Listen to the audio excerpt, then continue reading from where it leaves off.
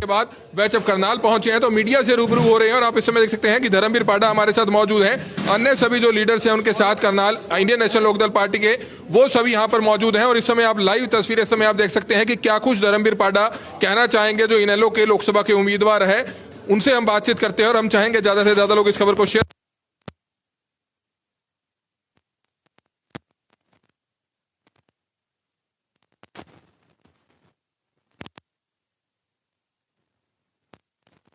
धन्यवाद करता हूं कि उन्होंने मुझे हमारी जनता का सेवा करने का मौका दिया, प्रतिनिधित्व करने का मौका दिया। दूसरा, आज करनाल लोकसभा क्षेत्र की अभी तो बल्कि सारे हरियाणा की प्रदेश की जनता बड़ी दुखी है, सरकार से बहुत परेशान है, हाथाहाथ है, त्रास, और लोग चाहते हैं कि हमारी आवाज़ लोकसभा तक जाए। लेकिन दुर्भाग्य ये रहा 1952 से लेकर आज तक कोई भी यहाँ स्थानीय प्रतिनिधि लोकसभा में नहीं गया। एक बार चौधरी महेंद्र सिंह जी लाठर यहाँ से प्रतिनिधि चुनकर लोकसभा में गए थे। आज ये दूसरा मौका आया है जो स्थानीय व्यक्ति यहाँ का प्रतिनिधित्व करेगा। ये मेरा सौभाग्य है कि मैं यहाँ की आवाज़ बनकर मैं लोकसभा में आवाज़ गुंजायमान करूँगा, लोगों की समस्या से सरकार को अवगत करूँ। कहाँ के आप रहने वाले हैं और क्या कुछ आपका इतिहास रहा है? आप सब परिचित हैं, मेरा गांव पाढ़ा है जो यहाँ से 25 किलोमीटर दूर है और करनाल में हम जन्मे हैं, यहीं पढ़े हैं, यहीं लिखे हैं, यही हमारी कर्म भूमि और जन्मभूमि रही है। असन से मैं हल्का प्रधान हूँ और जहाँ हम इंडियन नेशनल लोकदल की राजनीति करते हैं और चौधरी देवीलाल से इस नीति पे के लोक राज लोक लाज से चलता है, उस नीति को क्रियान्वित करते हुए हम सामाजिक काम भी करते हैं। आर्य कन्या गुरुकुल का प्रधान होते हुए हमने वहाँ काम कराए हैं और करनाल के स्थानीय जनता की जो समस्याएं हैं उनको लोकसभा तक पहुंचाना। और यहाँ की जो सबसे बड़ी समस्या ये है कि कृषि प्रधान इलाका है, ये आज तक उपेक्षित रहा है। इस इलाके का कभी कोई समस्या का दूर नहीं हुई। हमने यहाँ इस इलाके के लोगों ने मुख्यमंत्री तक यहाँ बना दिया, लेकिन लोग समस्याओं के अंबार यूं के यूं हैं, लोग दुखी हैं, लोग परेशान हैं, लोगों की आवाज़ गुम हो जाती है, लोग पीटते हैं, मरते हैं, लेकिन आवाज़ गुम हो जाती है। यहाँ के प्रतिनिधि कभी लोकसभा में इस इलाके की जनता की आवाज़ को पहुँचाने में असफल है। पाडा जी, लगता नहीं कि मुश्किल होगा कि 15 साल इनेलो को बाहर हो चुके हैं, सत्ता से बाहर हुए और कहीं ना कहीं बीजेपी जो पार्टी है हरियाणा में उनकी सरकार है, केंद्र में उनकी सरकार है और कहीं ना कहीं मोदी वेव भी है, उस पर आप क्या कुछ कहना चाहेंगे कि किस तरह से लड़ाई जो है, जो एक लोकसभा की लड़ाई है, वो कितनी आसान और कितनी मुश्किल रहने वाली है? देखिए, इंडियन नेशनल लोकदल का कार्यकर्ता कभी राजनीति से आउट नहीं रहा।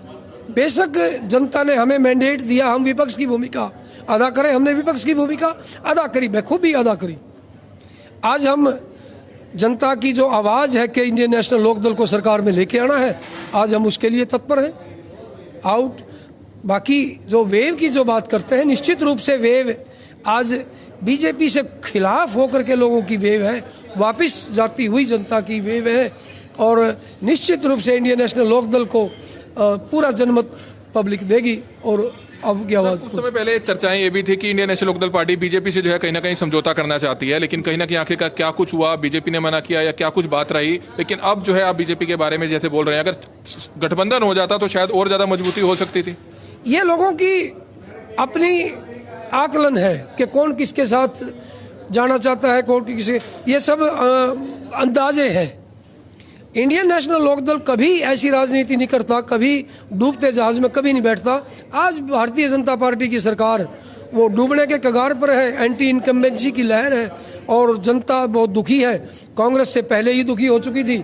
आज सारा हरियाणा विशेषकर करनाल लोकसभा क्षेत्र इंडियन नेशनल लोकदल को याद करता है। उसकी सरकार जी, आपको इनेलो का टिकट जो है करनाल लोकसभा से मिला है, लेकिन लगता है कि कहीं ना कहीं जो 6-7 महीने पहले इनेलो के साथ जो भी हुआ, इनेलो दो परिवार अलग अलग जो है हो गए हैं, जेजेपी अलग पार्टी बन चुकी है, इंडियन नेशनल लोकदल पार्टी अलग अलग है। अगर दो परिवार अलग अलग होते हैं तो कहीं ना कहीं शक्तियां भी अलग होती हैं, लोग भी कम होते हैं, तो कितना आसान होगा लोकसभा चुनाव लड़ना, जीतना और जमानत तक बचा पाना? उस पर आप क्या समझते हैं? देखिए, ये लोगों का अपना विचार है, कोई कहता है इससे ये है।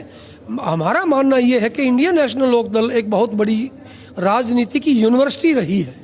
उसमें से अनेक लोग बाहर गए हैं यहाँ से सीख करके, अनेक लोगों ने अपनी पार्टियां भी बनाई हैं, वो पार्टी सब फेल हुई है।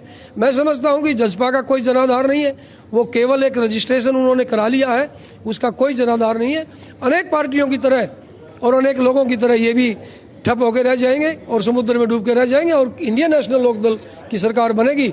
और इसका प्रीवियस हिस्ट्री भी रही है कि हमने तो देश के स्तर पर भी राज किया है, देश सेंटर में सरकार बनाई है और अब भी हमारी सरकार बनेगी निश्चित रूप से, ये हम आशा नहीं। जी, आपका अंतिम सवाल आपसे, आप आवेदन खुद दिया था आपने लोकसभा चुनाव के लिए या टिकट आपको कहा गया है कि आप करनाल से चुनाव लड़े, इस पर क्या कहना चाहेंगे?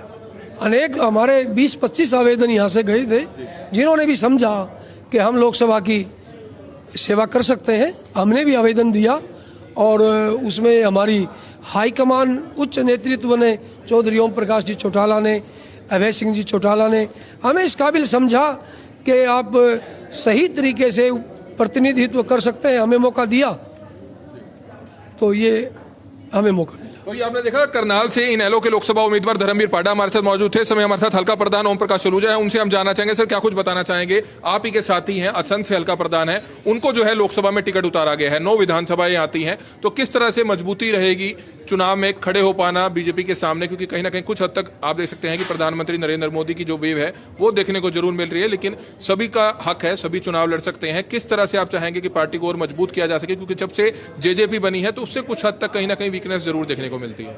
सबसे पहले तो मैं अपने आदरणीय नेता चौधरी ओम प्रकाश चौटाला जी, भाई अभय सिंह चौटाला जी, अशोक अरोड़ा जी का, उन सभी का बहुत धन्यवाद करता हूं कि उन्होंने हमारे बीच में से ही हमारे साथी को टिकट देकर नवाजा है। इस इलाके की सेवा करने के लिए उनको एक मौका दिया है चुनाव लड़ने का। आपने बात कही जहां तक बीजेपी की, आप सब यहीं के वासी हैं। 2014 में बीजेपी की जमानत जब्त हुई थी। 2008 का बाई इलेक्शन था इंदिरा का, केवल 2200 वोट पड़े थे। ये जनता की अदालत है। पार्टी कभी नीचे जाती है, कभी ऊपर आती है, साइकिल है, ये चक्कर चलता रहता है, परिस्थितियां बदलती रहती हैं। पिछली 2014 के चुनाव में इन्होंने जरूर बाजी मारी, ठीक है, आज लेकिन लोग इनसे त्रस्त हैं। आप देख रहे हैं अभी हाल ही के दिन ITI चौक के ऊपर क्या तांडव हुआ, आप भी मेरे ख्याल उसमें घायल हुए थे। छोटे छोटे बच्चियों को लाठियों से पीटा गया। डिमांड क्या थी उनकी?